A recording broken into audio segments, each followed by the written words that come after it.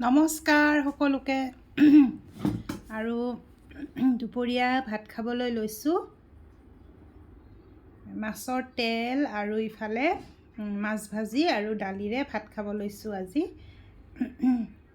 মই ভাবিলোঁ কি এনেকৈ ভাতটো খাওঁ আজি, এনেকৈ ভাতটো খাব লৈছোঁ। আৰু এজাক মাছ ভাজি আৰু দালিৰে ভাত খাবচোন, খুব মজা লাগে কিন্তু। আৰু এনেকৈ মই ভাতটো খাব লৈছোঁ। আৰু মোৰ ল'ৰাজনে ক'লে আজি মা দালি আৰু মাছ ভাজাই বনোৱা, এনেকৈ খাম দে, পাপা নাই যিহেতু। ময়ো ভাবিলোঁ, ময়ো অলপ ডক্টৰৰ তাতে গৈছিলোঁ, গাটো বেয়া মানে অলপ প্ৰব্লেম হৈ আছে, সেইটো কাৰণে আহিলোঁ। লৰালৰিকৈ আহি দালি আৰু মাছ ভাজি দিলোঁ। এনেকৈ আজি ভাতটো খাব ল'লোঁ।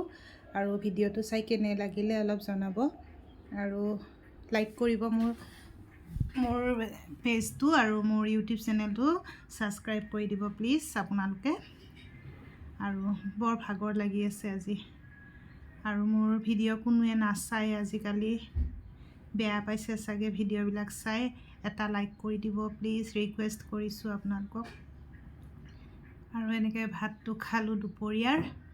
আৰু আপোনালোকে ভাত পানী খালে নে নাই? আৰু চাওক দালিটো খালোঁ, ভাল লাগি গ'ল, গলটো শুকাই গ'ল এনেকৈ খাওঁতে। তাৰপিছত অকণমান দালি খাই দিওঁতে